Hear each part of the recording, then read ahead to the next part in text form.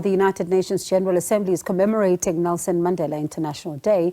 The world will honor the legacy of the former president on Thursday, themed "It is still in our hands" to combat poverty as well as inequity. Let's now cross to New York, where the UN General Assembly President Dennis Francis is currently speaking. Excessive opulence obscenely coexists with abject poverty in a world where there is more than enough to distribute equitably around. Madiba challenges us to recognize that, and I quote, "Overcoming poverty is not a task of charity. It is an act of justice. Like slavery and apartheid, poverty is not natural. It is man-made, and it can be overcome and eradicated by the actions of human beings." Excellencies, ladies and gentlemen, today, as we reflect on Madiba's teachings, we must recognize that true freedom will never be achieved so long as poverty indefinitely lingers. Through our blueprint, the 2030 Agenda for Sustainable Development, we have the opportunity to achieve freedom from fear and want, including eradicating poverty. But with only 6 years left until 2030, we are bound to woefully miss our many goals and targets. Indeed, we cannot continue to turn a blind eye to the millions still trapped in the prisons of poverty, racism, and systemic violence. It is incumbent upon each and every one of us to act urgently with courage and vision, ensuring that every person's basic human rights are respected and upheld, and embracing our shared humanity and interconnectedness, such as to faithfully honor Madiba's teachings. We must translate our words into meaningful action, because the world, most notably our young people, are hungry not for rhetoric, but for real transformative change.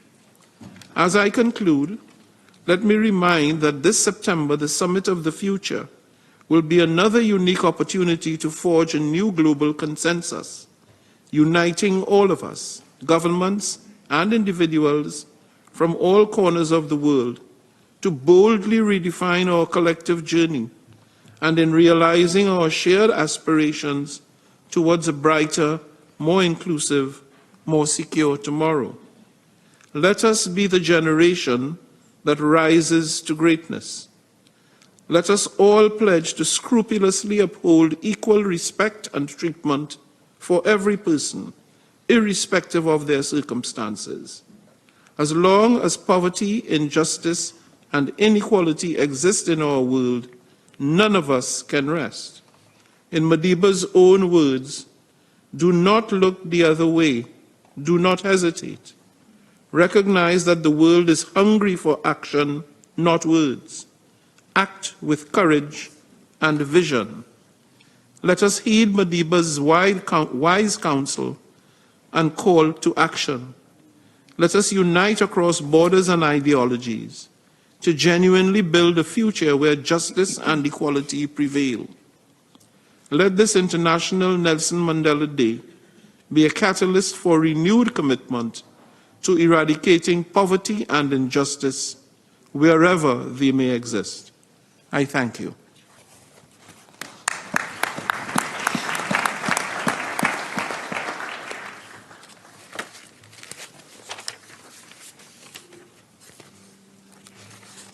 I now give the floor to the Deputy.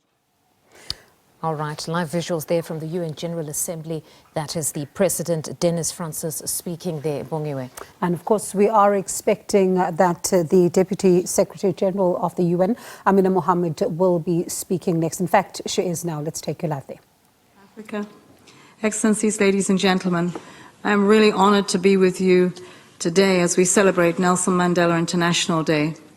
To begin, I have the pleasure of delivering the remarks on behalf of the Secretary General.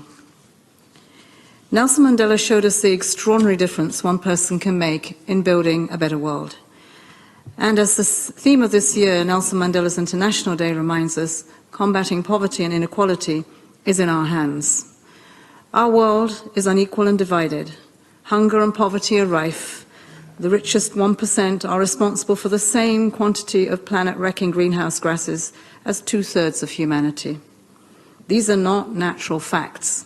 These are the result of humanity's choices, man-made choices, and we can decide to do things differently. We can choose to eradicate poverty. We can choose to end inequality. We can choose to transform the international economic and financial system in the name of equity. And we can choose to fight racism, respect human rights, combat climate change, and create a world that works for all humanity. Every one of us can contribute through actions large and small.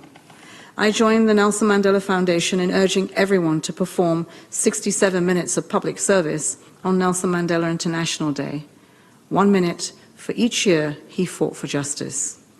Together, let's honour Madiba's legacy and turn our hands towards building a better world for all. I'd now like to add my remarks. Dear friends, what strikes me in the Secretary-General's message is the focus on choices. That the challenges today are because of choices that were made yesterday and the freedom to reverse them. Of the challenges humanity faces at this moment in time, none are greater than the eradication of poverty, right to justice and a life of dignity. Nelson Mandela wrote in his autobiography, Long Walk to Freedom, that poverty is not an accident, like slavery and apartheid. It is man-made and can be removed by the actions of human beings.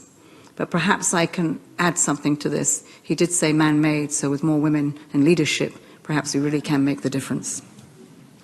Yet our actions until now have not been enough.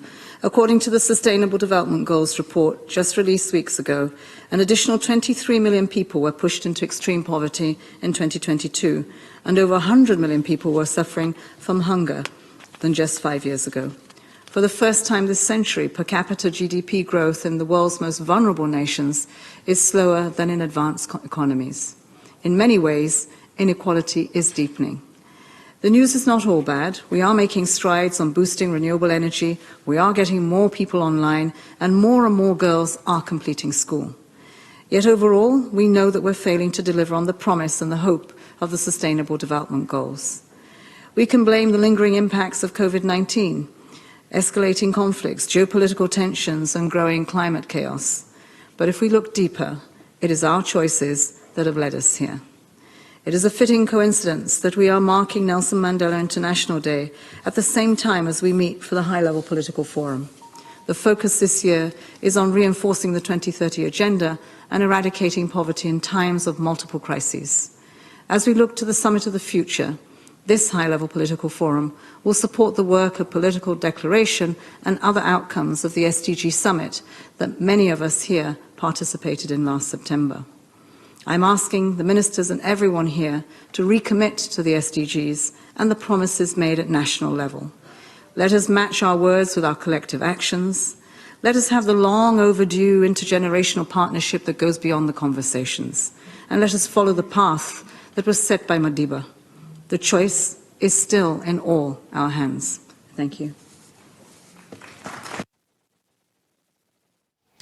All right, Amina Mohammed, the Deputy Secretary General, saying the choice is still in our hands. Some very important words that she's gone on to state, that they've failed in delivering on the Sustainable Development Goals, but calling now for a recommittal to those SDGs. And of course, also mentioning something quite important, saying that inequality is deepening, but also saying more and more girls are now in school, which is good news, especially when you think about the fact that it was a growing concern, but it still is, particularly in some parts of the world as well. And talking about how Nelson Mandela Day renews that call for humanitarian action, for people then to be able to rise up and eradicate poverty as well as inequality wherever you are. And the emphasis being on action, both big and small, that nothing is ever too small, but also stating that insofar as the Secretary General is concerned, he emphasizes choices, that whatever challenges we're facing today are because of the choices made yesterday.